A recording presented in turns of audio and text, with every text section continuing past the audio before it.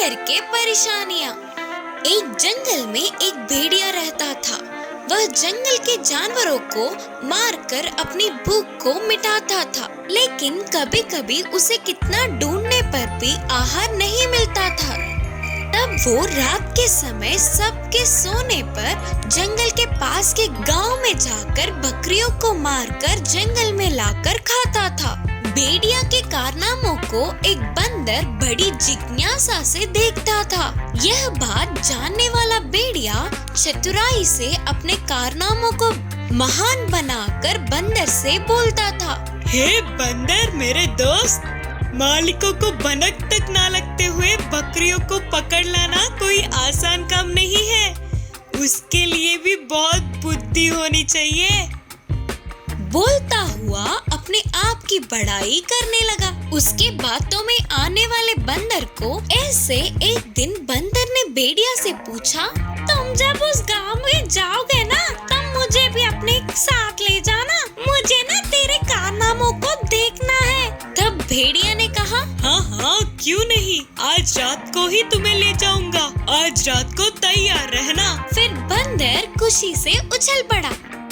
उनके गांव में कभी कभी बकरियों का गायब होना गांव वालों ने देखा। इसकी खबर रखने के लिए कुछ व्यक्ति बकरियों का रखवाला कर रहे थे। से अनजान भेड़िया बंदर के साथ उस गांव में घुसा। बकरियों को मार के खाने के लिए जा रहे भेड़िया को उन व्यक्तियों ने देखा और वे समझ गए कि बकरियां ऐसे गायब हो रहे हैं। तुरंत भेड़िया पर लाठियों से हमला किया। ऐसे ही बाजू के बंदर को भी मारने लगे। उससे दर्द बर्दाश्त न कर पाने वाली बंदर ने कहा, तुम्हारे बकरियों को खाने वाला ये भेड़िया है, मैं तो नहीं ना, तो मुझे क्यों मार रहे हो? मुझे छोड़ दो। भेड़िए की मदद करने आई है ना, तुझे कैसे छोड़ दे? करके कहा गाँव वालों ने। फिर उनके भेड़िया की तरफ मुड़ते ही बंदर धीरे से वहाँ से बच के निकल गया। बाप रे बाप, बार बच गया सोचकर जंगल पहुँचा। फिर कभी भी ऐसे मूर्ख काम नहीं करनी चाहिए करके वह समझ गया। तब से ऐसे चीजों से वह दूर ही रहने लगा। इस कहानी की सीख है कि गलत करना ही नहीं, गलत करने वालों का साथ देना भी गलती है। एक बंदर और दो बिल्लियों की कहानी। एक बार दो बिल्ली रोटी के टुकड़े के लिए लड़ रहे थे। मेरा है, नहीं मेरा है करके एक से बढ़ के एक लड़ रहे थे। ऐसे लड़ने वाले बिल्लियों को एक बंदर ने देखा। इतने समय होने पर भी उनकी लड़ाई तो चली रही थी और इस समस्या का समाधान क्या होगा उन्हें कुछ समझ नहीं आ रहा था। अब कोई लाभ नहीं करके बंदर वहाँ जाकर उन दोनों को अलग किया और कहा, बस इतनी सी बात के लिए तुम दोनों क्यों लड़ रहे हो? तुम्हारे समस्या का बस एक ही हल है कि इस रोटी के टुकड़े को तुम दोनों आधा आधा बांट लो। अगर चाहो तो तुम दोनों को एक समान मैं बांट कर दूंगा। ऐसे बंदर के दिए हुए सलाह उन बिल्लियों को पसंद आया। बंदर की वजह से आधी समस्या का हल होने पर बिल्लियां उस रोटी के टुकड़े को बंदर को दिए। फिर बंदर ने उस रोटी के टुकड़े को दो हिस्सों में बांटा, लेकिन बंदर ने कहा, अरे एक हिस्सा तो बड़ा लगता है, बोलकर उस टुकड़े को थोड़ा खा गया। अरे अब ये हिस्सा बड़ा हो गया करके बोलकर उस दूसरे टुकड़े में भी थोड़ा खा गया। अब ये बड़ा हो गया बोलते हुए पहले हिस्से को फिर से खाया। ऐसे थोड़ा थोड़ा करके पूरी रोटी के टुकड़े को खाकर एक ही बार छलांग मार के पेड़ पे चढ़ गया। हा, मेरी भूख तो मिट गई। अब तुम लोग चलो यहाँ से निकलो, बोलते हुए चिढ़ाने लगा। तब दोनों बिल्लियां चौंक गए, अपने मुंह खुला का खुला छोड़ दिया और वे उदास होकर अपने रास्ते चले गए। इस कहानी की शिक्षा है कि दोनों की लड़ाई किसी तीसरे का फायदा होता है। गाय और बाघ की कहानी। एक गांव में एक गाय रहती थी। वह सबसे मिलजुल कर रहती थी, हमेशा अपने मालिक की बात को मानते हुए पालतू जानवर की तरह भरोसेमंद थी। एक दिन उसके जंगल में घास चरते समय उधर ही आए हुए बाघ की नजर उस पर पड़ी। इतनी सुंदर और पुष्ट गाय को देखते ही बाघ को तब तक की भूख वह गाय पे चढ़ने जा रहा था।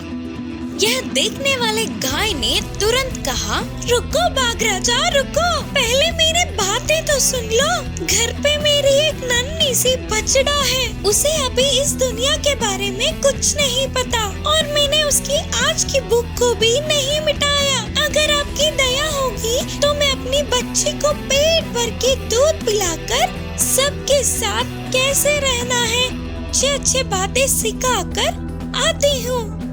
हंस पड़ा और बोला, हाँ, कितने विश्वास से बोल रही हो। हाथ आए हुए आहार को छोड़ने के लिए मैं पागल हूँ क्या? मैं बहुत भूखा हूँ। तुम्हारी इन बनाई बनाए बातों में नहीं आऊंगा। ऐसे तुम्हें छोड़ दूंगा सोच रही हो क्या? अरे नहीं बाघ राजा, मुझ पर भरोसा करो, मैंने कभी भी असत्य नहीं कहा है। अगर आपकी दया हो तो मैं जाकर मेरे बच्चे को पेट भर के दूध पिलाकर आऊंगी।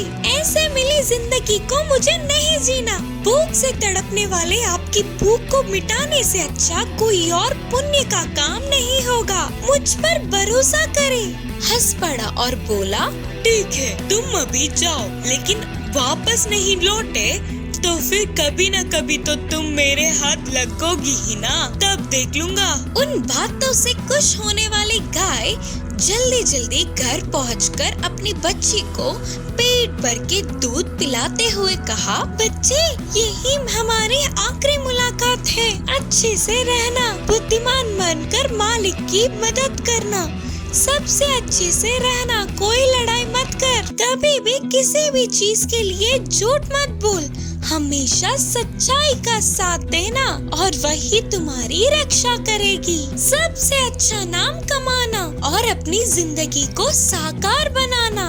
बोलते हुए उसे कुछ चीजें समझा सिखाकर वह वापस जंगल लौटने लगी। वही जंगल में गाय की इंतजार करने वाले बाघ को दूर से गाय आती हुई दिखी। वह चौंक कर बोला, आहा, ये गाय कितनी भरोसेमंद है, अपनी बात की पक्की है, मेरा आहार बनने के लिए वापस आ रही है। वह अपनी प्राणों से भी ज्यादा अपनी वचन को पूरा करने वाली गाय कितनी महान है। ऐसी सत्यवादी को मैं मारूंगा तो मेरे सिर पर पाप चढ़ेगा, पाप करके बाघ ने सोचा। गाय के नजदीक आते ही बोला, हे महान गाय, तुम कितनी सत्यवादी हो, अपनी वचन के लिए, बात के लिए अपने प्राणों की भी चिंता ना करते हुए मेरा आहार बनने के लिए आई हो। अगर मैं तुम्हें मार दूंगा तो मुझे महापाप चढ़ेगा। तुम्हें छिड़ाने के लिए मुझे माफ करना। मेरी भूख